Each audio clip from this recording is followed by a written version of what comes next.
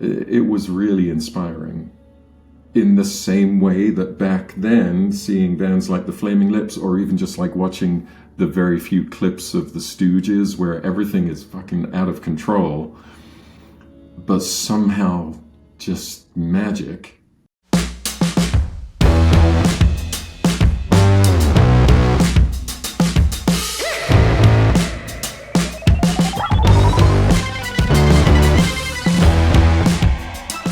Welcome to the Over Under podcast, where we talk to musicians, builders, and a variety of industry folks to discuss their stories, insight, and experience surrounding the music business.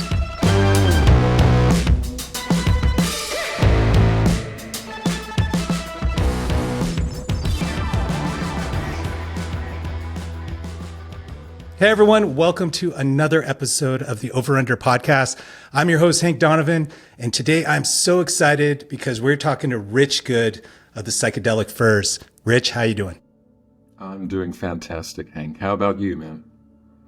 I'm good. So I was looking back to when we first met, and that was 2016 in Missoula, Montana, when the Furs were playing with the church. My God. Yeah. I was surprised by that. And I just remember talking to Peter of the church talking about cables, and I hear in the background, I like cables too. And that's how we first met. And I always just think that's such a cool moment, and actually meeting you again in 2020 during NAMM. But yeah, I want to, start all the way back to the beginning with you a little bit. And I know you're from the UK, and I just want to know a little bit about that, like Crawley, if I did my research right. I was born in Crawley, which is in the county of West Sussex, but I actually grew up in Horley, which is right next to Crawley, but it is in the county of Surrey. So, it is basically next to Gatwick Airport, which is like the secondary airport for London. You either fly into Heathrow or Gatwick. Anyway, that's where I grew up. It's not the most inspiring place in the world for a musician to grow up, but the Cure actually came from Crawley. So I guess, inspiration happens anywhere. Yeah. So how long were you in the UK? Like your whole, childhood, adolescence? Yeah, I was, I think I was 23 or 4 when I started dabbling in California. I grew up in England, and I had bands over there. I went to art school after high school, or whatever you call that over there, comprehensive school. And I think I started playing guitar when I was 11 years old, which means I should be an absolute genius on guitar by now, but and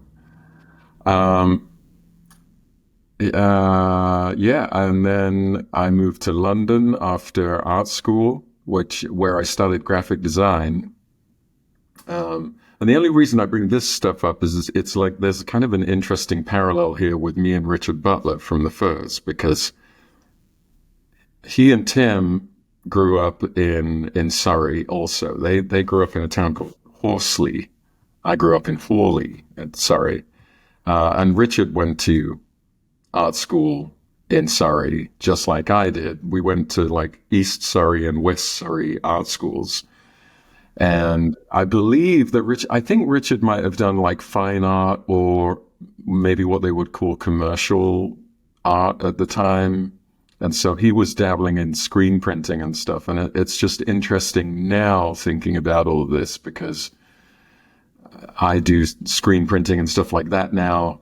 And I've been a graphic designer my whole life, but I've also been a musician. We grew up in the same area. And somehow it took like 30 years and us both moving to the United States for us to actually cross paths. That's wild. And there we go. Now, when you're talking about bands, being in bands in those days, what kind of music, what kind of scene were you in England? I mean, everyone has an interesting path on their musical journey, right? So, my first band was definitely like a metal band, and I was fully obsessed with Sabbath and Ozzy and Maiden and Van Halen and all that kind of stuff. But that was, I was kind of at school at that point. So this is like when I'm like 14, 15. And I had my first band that was called Distorted View, which is a great name for a band. But it was only really when I got to art college that I started sort of, I think, learning a broader range of music.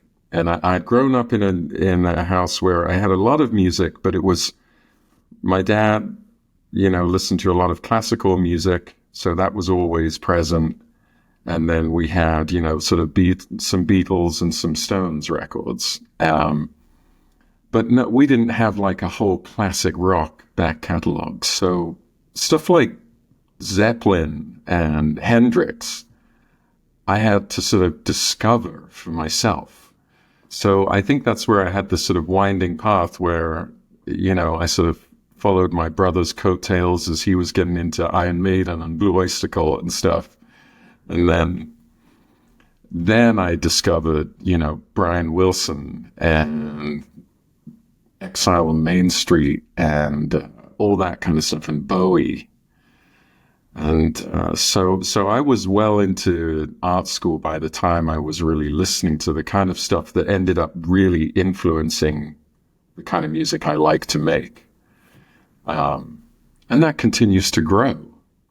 I mean, I feel like that journey never ends. But so the first real bands that I were in London with some friends of mine. We were all sort of just out of art college, and we would do kind of like some of it was kind of very Stooges-esque, and maybe a little garagey. But there was also a lot of like, we were interested in the Stones and Graham Parsons and stuff like that as well. So we're kind of all over the shop. We were just like feeling around, trying to find what fit.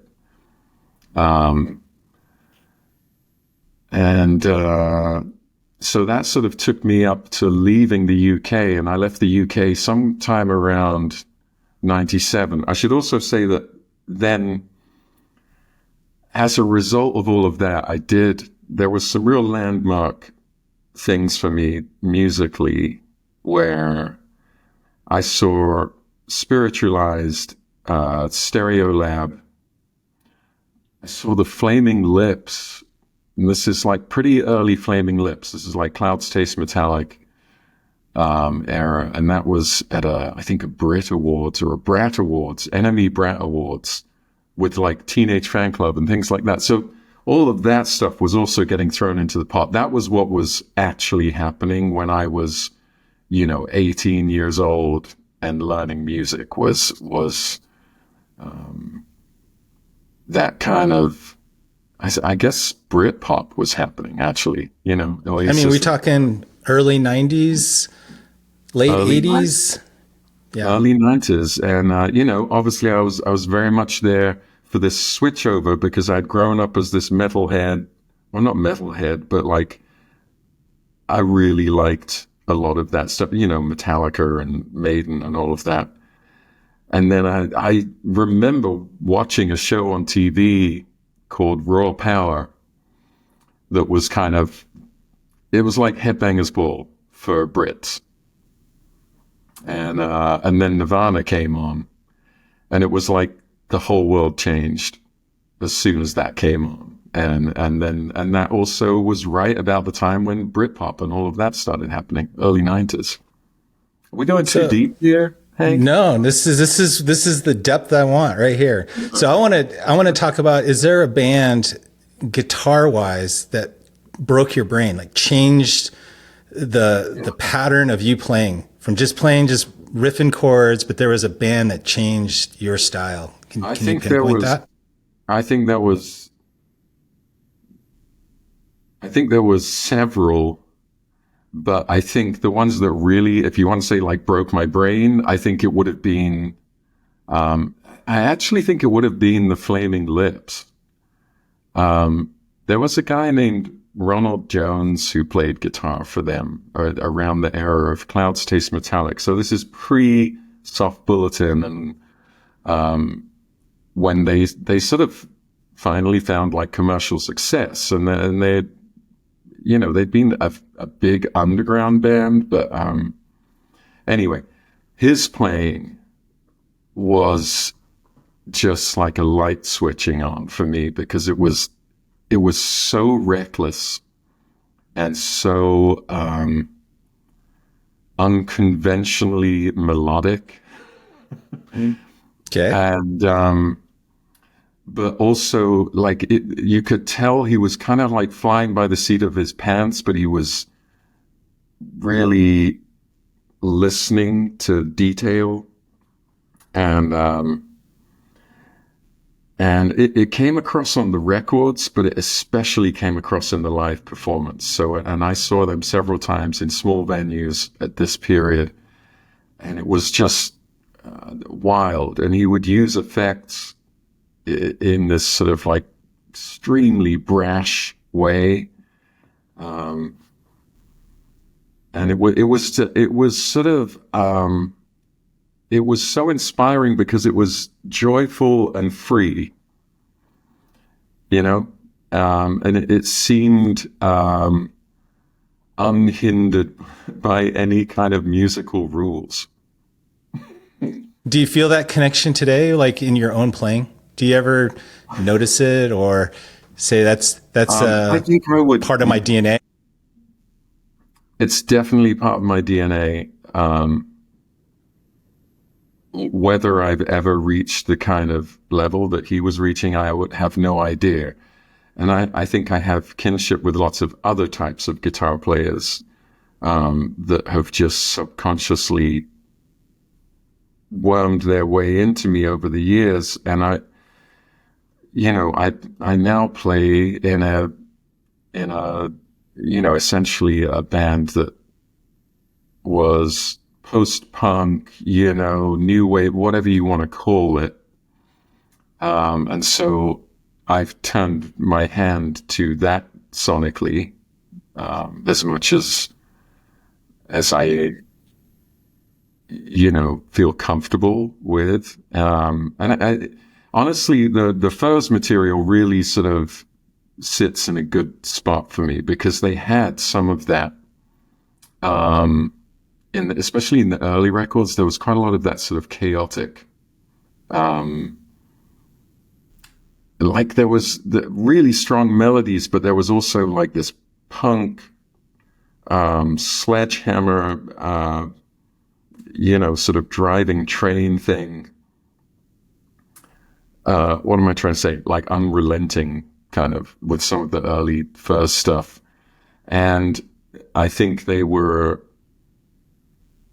on the first record at least, like not completely adept with their instruments, which makes me a perfect candidate to play in this band, because I'll be the first to tell you I'm not completely adept with my instrument, but like I enjoyed that side of music. It's like, I just did this songwriter course with Brian Eno earlier in the year. And, and again, like talking about these influences and sort of musical decisions, he's another sort of big proponent of music doesn't have to be about, virtuosic playing. It can be very much about capturing a moment or a feeling just as much as it can be about, incredible musicality. Although I would say musicality is actually what binds all of that together, but I think it's interesting that one of the, greatest producers of our time, and ostensibly greatest writers of our time, Brian Eno, he invites the sort of explorative side of things, the adventure of music that is not necessarily buttoned up and done and dusted. So, as a Brit would say, I don't know if I'm communicating my point clearly. Yeah. No, that's fantastic. I'm still trying to process a songwriting workshop with Brian. That has to be a trip. It was actually an incredible Christmas gift from my partner's sister, and she just happened to notice that this thing was happening. And it was it's this organization called School of Song, which you can look up. And they had Brian Eno for 1 month, and we would do every Sunday, we would get like a proper seminar with him, just like this. It felt exactly like this, except you were Brian Eno, which is not nearly as good as this, obviously. And he would walk us through. Essentially, he spent a month showing us how to sort of let go and get freer in terms of writing music and being creative. And it was really inspiring, in the same way that back then, seeing bands like the Flaming Lips, or even just like watching the very few clips of the Stooges where everything is fucking out of control, but somehow just magic. That's what he was reinforcing, this thing that like music is really just audio, and you can do whatever you want within that. It doesn't matter, sound. Yeah, man, I love that. That is an incredible experience, and I think that's really, these moments are experiences that change your thinking and change your behavior, potentially moving forward in different projects. That's really great opportunity. Yeah, and I do think, like you said earlier about the moment that really opened your mind or something, I think these things do stay with us. When something is powerful enough, it sticks to you sort of forever, unless something really comes along and channels you in a different direction. So I've never lost this sort of, I don't want to say obsession, but this love of like a sort of a chaotic element in music. The chaotic sounds like insane, and I think it's more just unbridled is maybe a word that I really like. And I like the idea of the unknown a little bit. And I'm just reinforcing this right now because it's something that just recently, I think I finally gave myself into it and said, okay, I'm going to start doing some like improvisational sessions and working with musicians in a way that is completely unmapped out. And I feel like I'm just at the very beginning of this journey, but it's funny that was the thing that really inspired me from the beginning. And it's taken until now for me to be like, you know what, just do that. Do some like weird improv, krautrock style music, which is another facet of my musical journey that I became obsessed with later. Synthesizers as well, like not always guitars. Yeah, it's all about expressing. Like guitars, Yeah, for sure. Now, we went through art school. Now you're coming back to America, California. Where did you move to California, and why? What brought you here? I was in Northern California, and it was because the girl I was with at the time, she was from there. I met her at art school, and when I saw where she came from, which was in the Sierra foothills of Northern California, so up towards Lake Tahoe, I I was instantly enamored of it, you know. And I think like there's a similar thing between Brits and Americans, where I'm sure a lot of American teenagers are obsessed with like the idea of going to Britain and seeing where a lot of that music and culture comes from. Same for us. Like, we're all obsessed with America and you know, the wealth of music and culture that has come from here. So even though I had only just got out of art college and I was living in London, I think I'd been living in London for like only like 3 or 4 years. And, you know, then I started visiting California with her and got a visa, eventually got married, you know, and just moved there because another side of things that make me feel joy is landscape. And Northern California, you know, there's mountains and lakes and, you know, and then high desert and all of that. I felt like I finally found the place I should be. Nice. And so I always think, definitely I mean, for me, when you said, people wanting to go to England, I mean, that's the part I've always obsessed with. I always wanted to go see Manchester and London and all these places where, you know, music that I like comes from. And it's, I totally can relate when you come here, how that has to feel. The landscape of America is so diverse and kind of massive and overwhelming when you see those mountains, when you're not used to seeing those kind of mountaintops. That's awesome. Yeah. You know about this. You live in Montana. Yeah. Yeah. We got a couple mountains. Yeah. And, so my research also led me to the Pleased. So that happened, pretty soon after that, from the Sierras to San Francisco. And well, exactly. So again, you know, we lived in a very small town, a little gold rush, sort of leftover, so to speak. That's the wrong term, but a gold rush town. So a mining town from the 1850s, 1849, called Nevada City, spelled the same as the state Nevada, but in California. And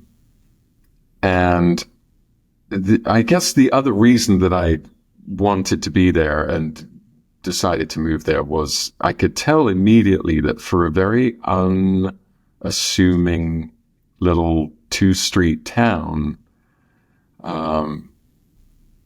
there was a really interesting musical scene going on there that was much different to what you might expect. Because I just thought, well, this will be fun because there's going to be a ton of, I don't know, you know, country bands, maybe some bluegrass and stuff like that, because it kind of fits the landscape of and the sort of small town aesthetic of Northern California. And it turns out I just sort of went straight into the scene, and I immediately was surrounded by people doing really interesting stuff. Some like almost experimental stuff. There was this sort of I hate saying this term because I know that Joanna doesn't like it, but like this sort of freak folk genre that was about to sort of take off, that was sort of like an offshoot of everything that was going on in New York with the Walkman and the Strokes and the French Kicks, and on TV, on the radio, and all these bands that were like doing this amazing, I don't even know what you call that scene anymore. But anyway, it was good music coming out everywhere, and there was a ton of it in this tiny little town, and it wasn't like bullshit. It was like really good. And so I met up with my now longtime friend Noah Georgeson, and we spent a couple of years sort of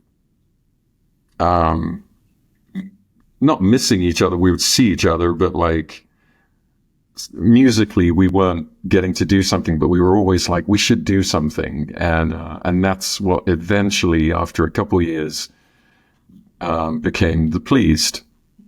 And it was actually called The Please in the beginning, which I think was just very of its time, because I think all those bands out of New York and everything, it was all like the this and the that, and it was sort of like harking back to 60s band names, and I don't know. Anyway, somehow it was called The Please. I don't know if that was a particularly good band name, and we actually got like sued or something.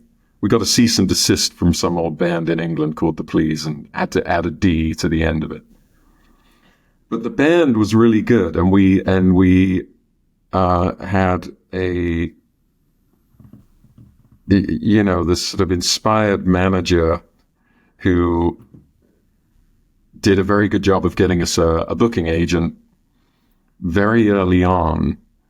And so we sort of went from zero to like what in my mind seemed like playing big venues, which was like playing Slim's in San Francisco on our like second show.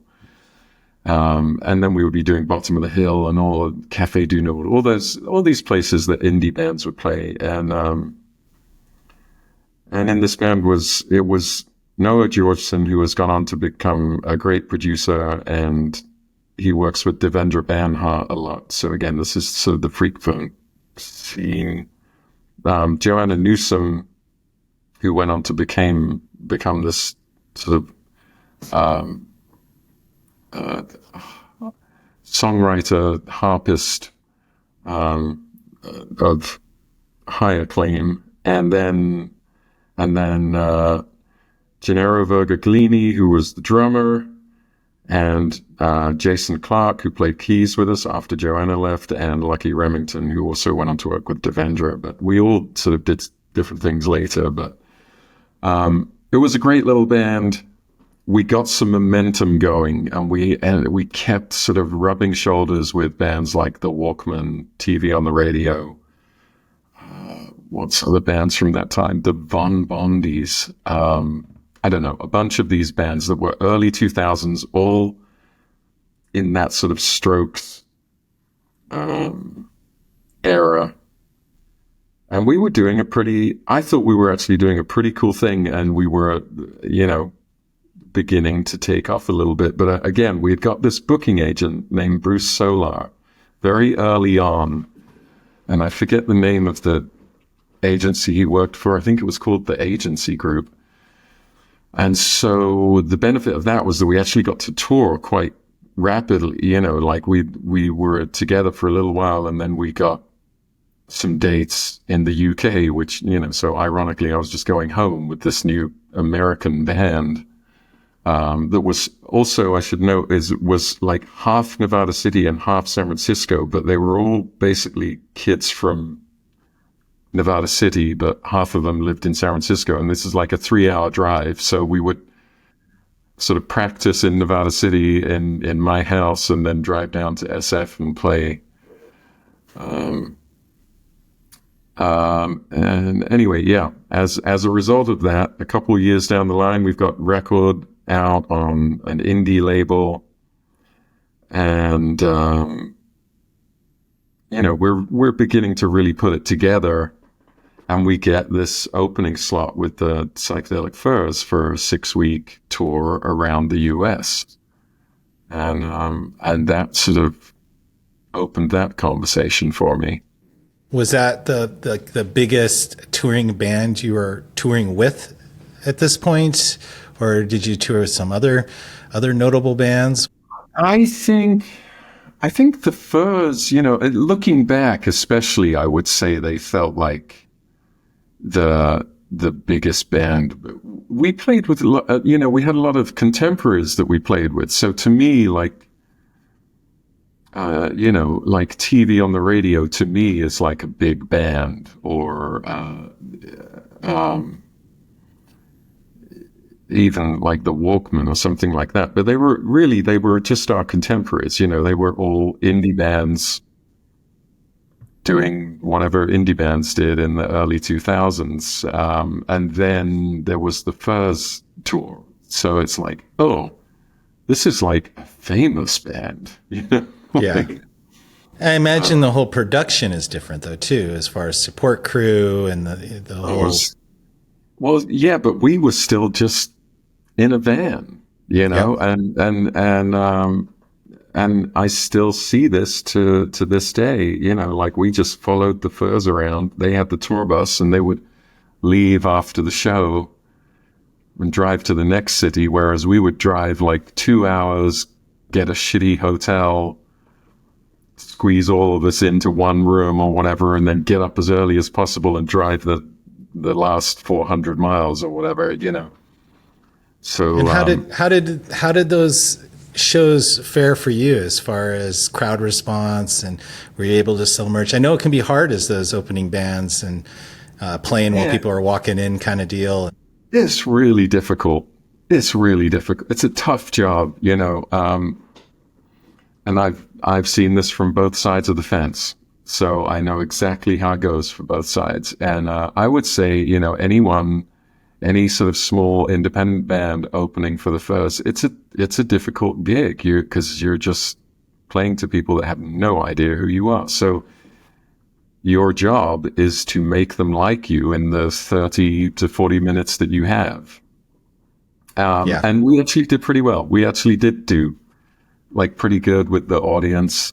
And I think we, you know, made a few fans, sold a little bit of merch and made it work. And in the meantime, I'm getting to know Richard and Tim and John and Frank and Amanda from the Furs. That's who the band was at the time.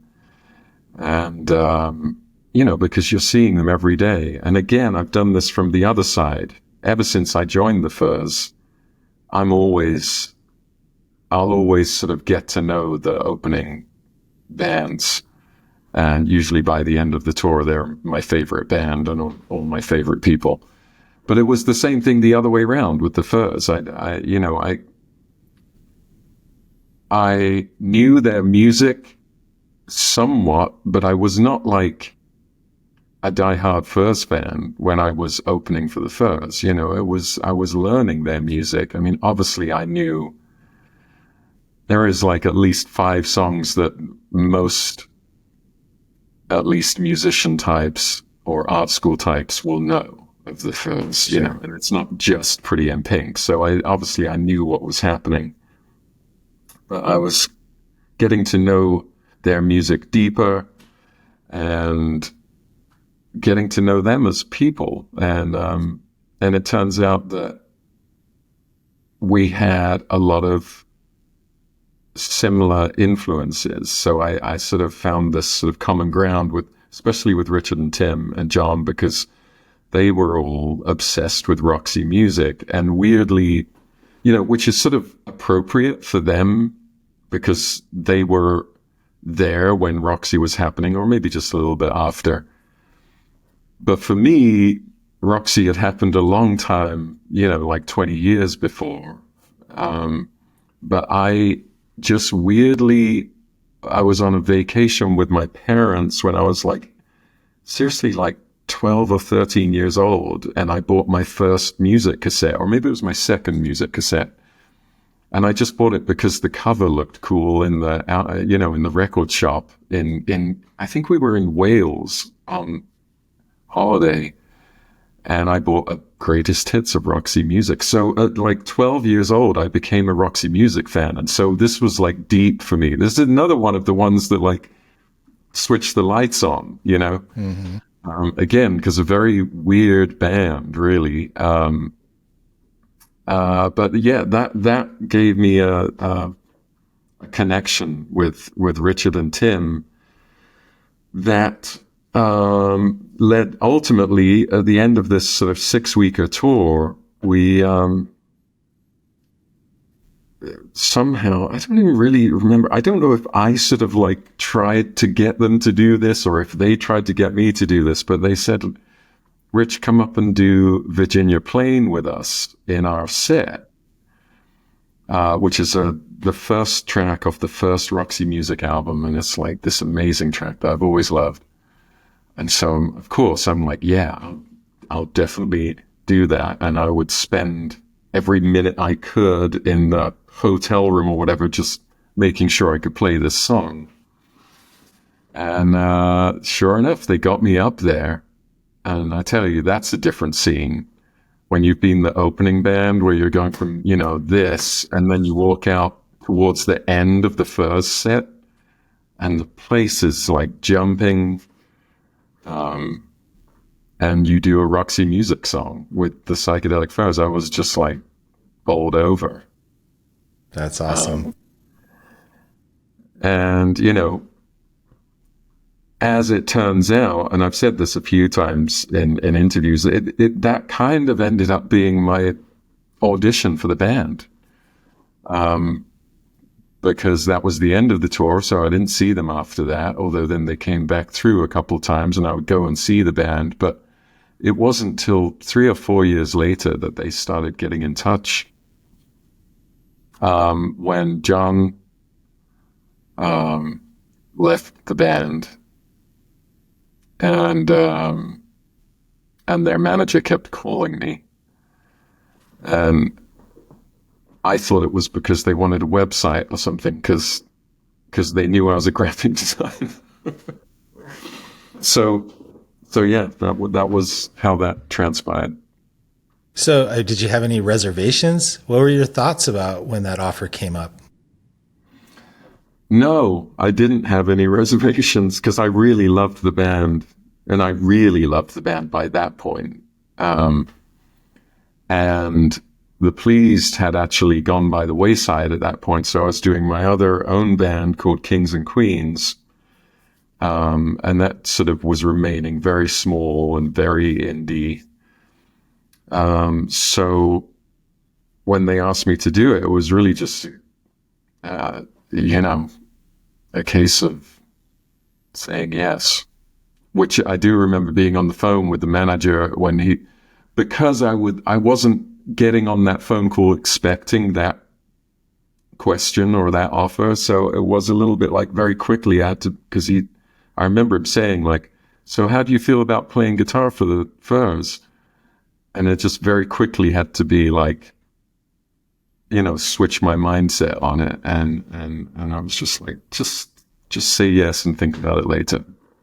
So that's what I did. Now, with your other band was going, you have a different musical style, probably a whole set of different gear. Were there any specific challenges as far as like, what do I need to do to be able to play with the Furs? Do I have to totally tool up new guitar, new amps, new pedals? What are the things that I need to do to pull this off? Kind of everything, because my gear with the Pleased was so rudimentary. It was ridiculous. Like I literally did that whole gig I started off with this old Sano amplifier. I don't know if you've heard of that brand. I think they made amplifiers for accordions, but it was a tube amp. And I think it had like one 15-inch speaker and a little 3-inch like tweeter in it or something. And it was like a 60s amp, like a 60s accordion amp, and it had 2 knobs, volume and tone, and that was it. And then I just had a red fuzz face and a memory man, and that was my whole setup with the Pleased. Wow. Okay. Which sounds as if I was, playing in the 60s when you think about it, because no one was using anything major at that point. So yeah. Now, moving on from the Pleased, once I started doing Kings and Queens, I did add a few more pedals. I think I got a Rat and a few other things, But I did not really have like a world-class touring rig. So I had to set about doing it. And it was actually like, I think it was one of my friends from Nevada City, his name is Josh Klinghoffer, and he went on to play with the Red Hot Chili Peppers. But I think I called him and was like, Josh, what do I do? I don't know what to do. You know? And so how I ended up was, the Furs were used to backlining amps. And so I said, okay, get me an AC30 and a twin as the backline. And I built a pedal board out of wood because I'm kind of handy. And so I built this monolithic thing, this huge pedal board, and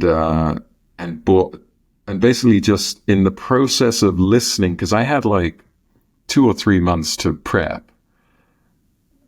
So I'd listen to and they gave me this huge song list of like, I don't know, 35 songs or something, which to me was a lot to learn.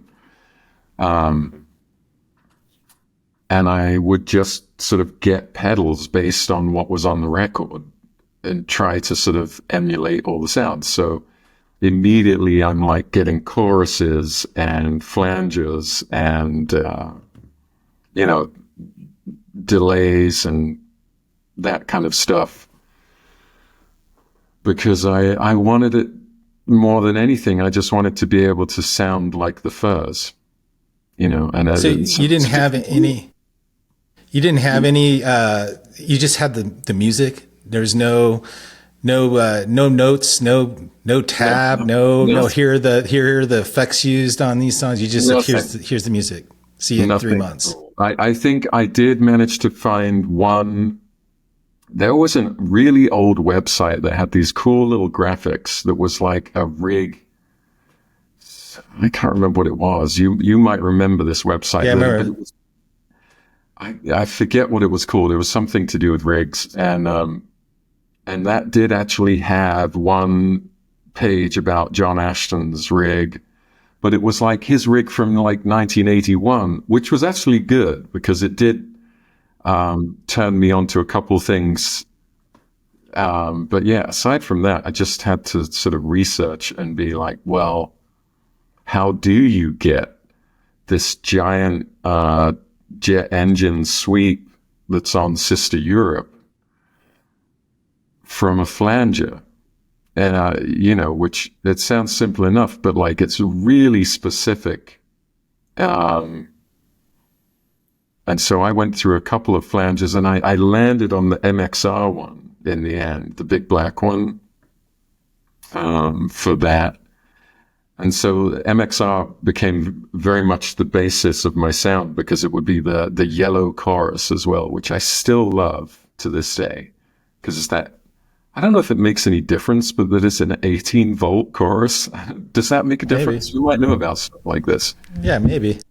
Weirdly, I'm not a gearhead either. So I just have sort of been like blindly feeling my way. And now, in some ways I have become somewhat of a gearhead, but I still don't think I'm like a real gearhead, like I like trying lots of things. I have like hundreds of pedals now, where I used to have 2. They tend to grow. So in 2020, it was Made of Rain came out. Yes. And what was that writing process like? So, I'd see 1991, 92. I can't remember was the last record that came up before that. So you were involved with writing new material for this band. Was that difficult? So how did that come about? By this time you're playing that you already have a guitar voice that is the Furs moving on to new material? Yes.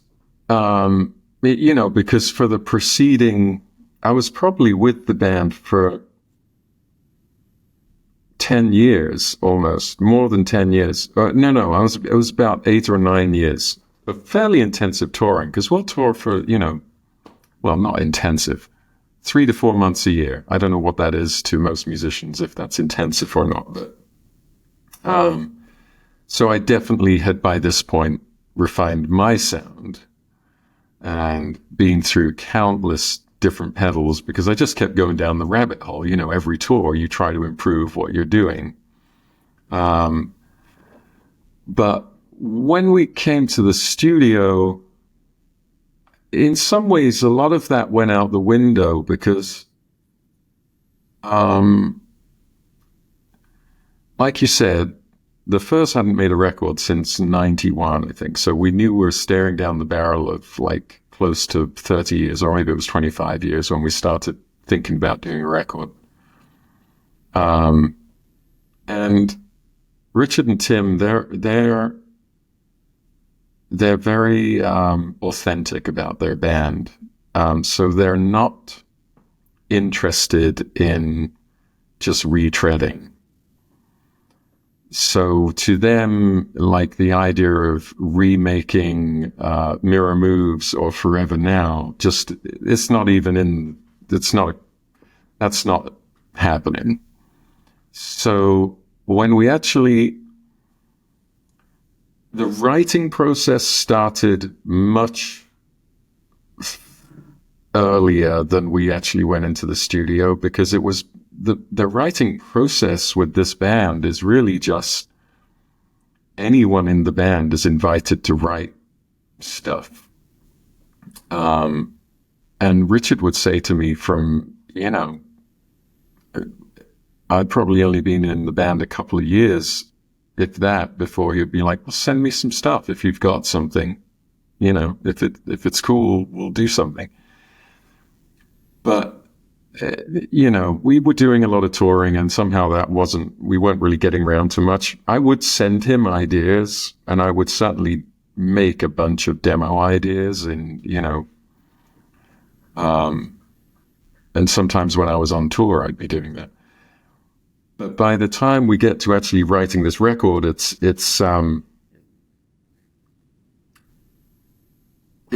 becomes quite condensed. I maybe had like 2 or 3, maybe 4 songs in the bag. And Paul Garisto, our drummer, had maybe a similar amount.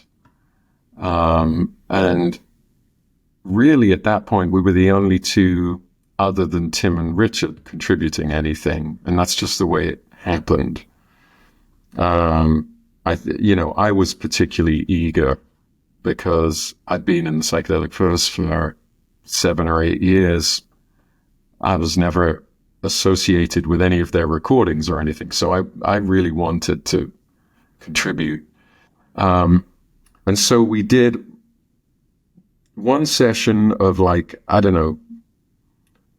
10 days or something in St. Louis, at a little studio there. Actually, not a little studio, it's a fairly sizable studio called Sawhorse Studios. And we had probably 12 or 15 ideas, something like that, but a lot of them got shelved in this session. And we would sort of get things and we were just doing basics, like drums, bass, guitar, and then leaving gaps for everything else. But we were just trying to make sense of these ideas that everyone had sort of contributed and to see what was working.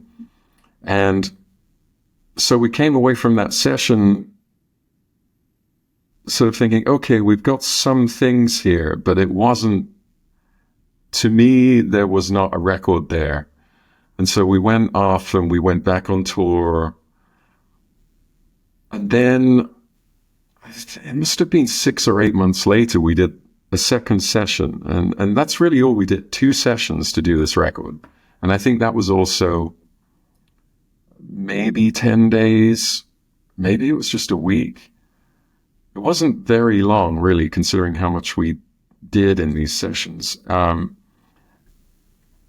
right before that, I had this very quick fire situation with Richard where he'd be like, send me something really like moody and weird, or, and that would be all it would take. And I'd just go away and try and come up with something. And somehow that little flurry of writing with him, because I would just make something in Logic, and honestly, quite often just plug guitar straight into, interface, straight into Logic, just use some like generic sound and get an idea down, add some keyboards and just sort of make a thing.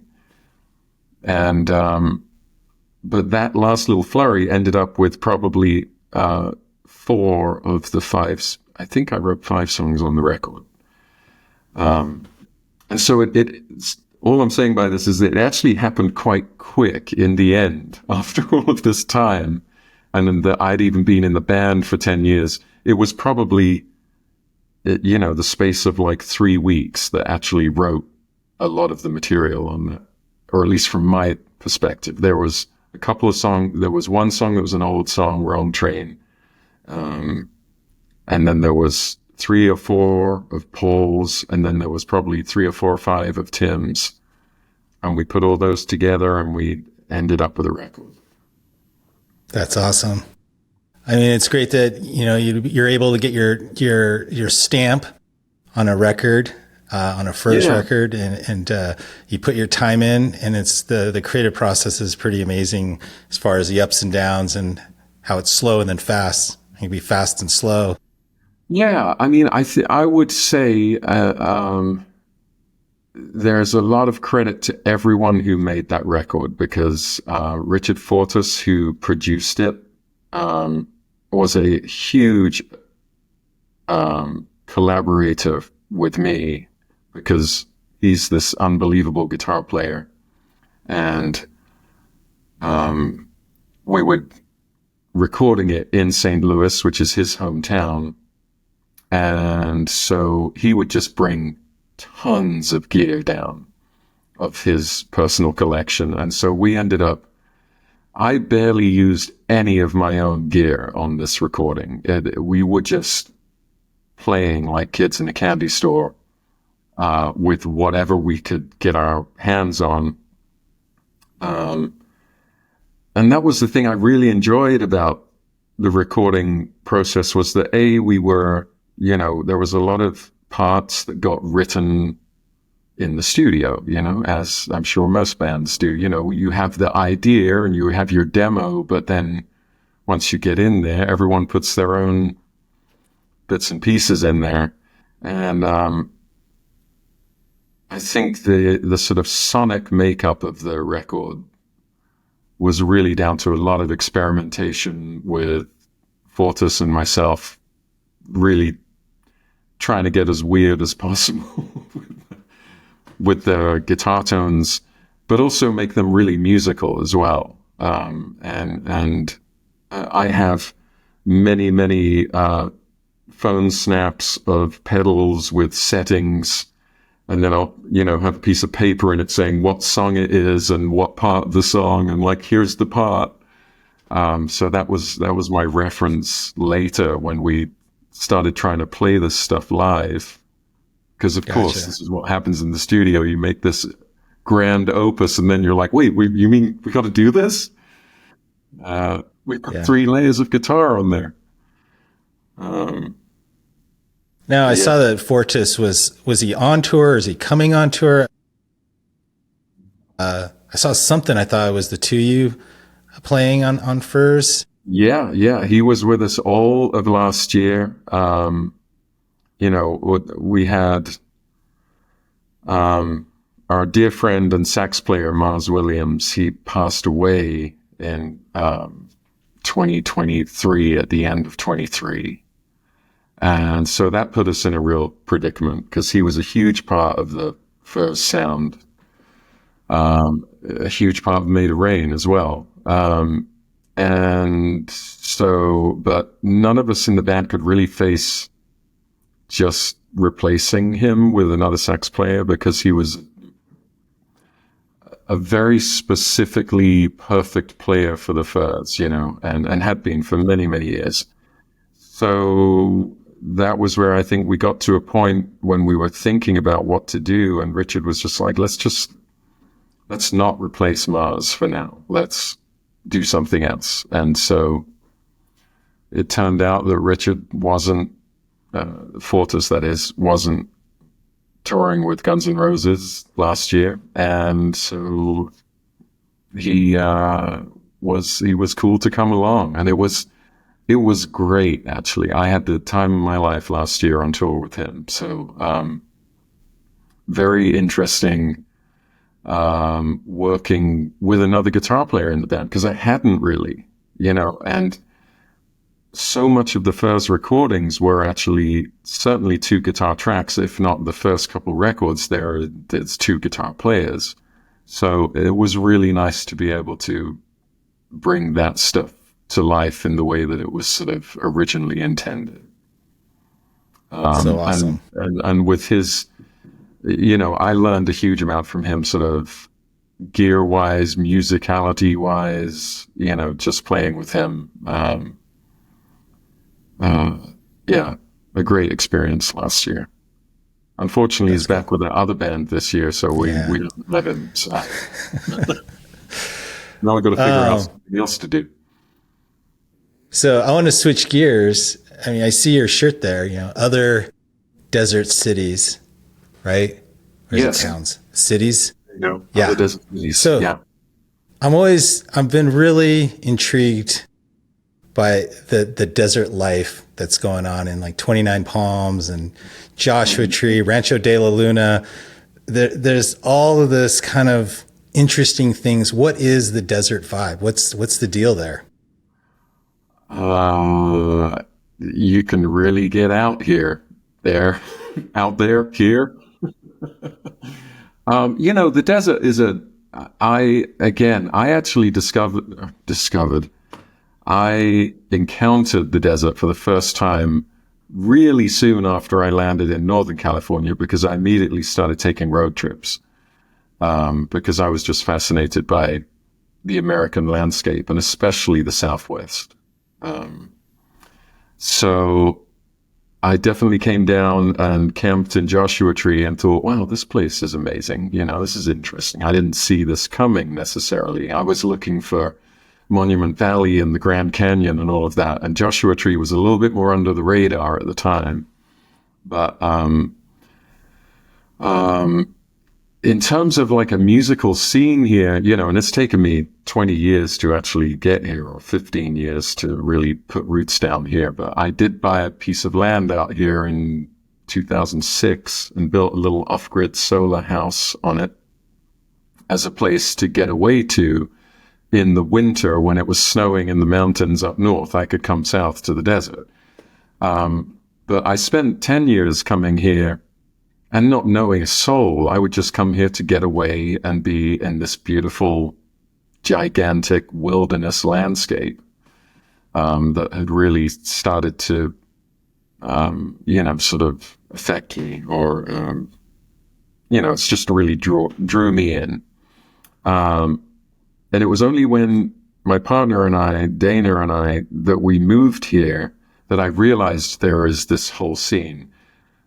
I mean, I'll caveat that with I knew about Rancho de la Luna, obviously, because they had been here for a long time. And so I knew that existed here. And very quickly after I actually moved here, I met Dave, and I would say we're good friends. We have not worked together yet, which is absurd, because I've been here for almost 10 years, and I think we would both love to work together, and it just somehow hasn't happened. But the scene here now has really, in the last 10 years, has really sort of grown on the sort of creative community side. Whereas 29 Palms used to be like pretty dusty when I first moved here. The downtown area was like a lot of boarded up buildings and businesses that weren't in business. And in the last 10 years, I think the high desert of California, this particular part of the Mojave, became very Instagram fashionable. and people started coming out here. And then you throw a pandemic on top of that, and you really get a lot of people moving out of Los Angeles and coming here. And all of this in various different ways has affected how the desert is. So in answer to your question, how the desert is now it truly is like a great melting pot at the moment. And there is a lot of musicians here. There's seemingly recording studios popping up all over the place. If they have not already been established here, there seems to be new ones happening all the time. And I think it really works for musicians out here because the desert landscape is a great place to clear your head and have a blank canvas. So I think it really helps artists to focus. It certainly does for me. And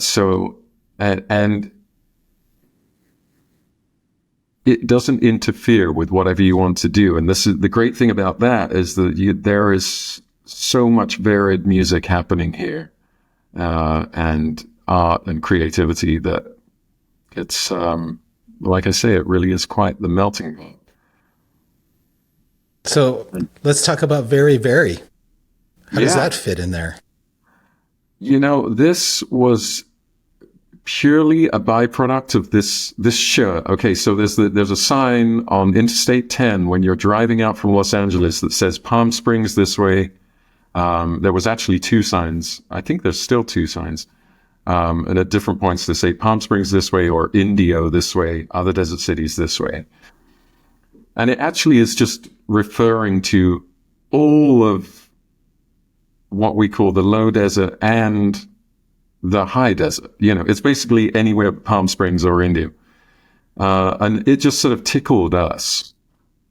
And so Dana, my partner, had this idea she was like, I think she was going to a New Year's Eve party or something. She got the stick-on letters and like did another Desert Cities shirt, because we just liked this phrase. It was so sort of dismissive. But if you own it, it becomes kind of powerful, and it sounds cool. And so anyway, that one thing led to another, and we decided to screen print some shirts, just a handful of shirts for friends and family. And we sort of started selling some on Instagram, and we didn't really do much with it for many years, but we would occasionally make some shirts and sell them. And one of the places that decided they wanted to have our shirts, because they were becoming popular somehow without us doing any marketing, But a record store in town was like, "Hey, Rich, you want to, put your shirts in my store?" So we did. We put some shirts in this record store, and they were selling pretty well.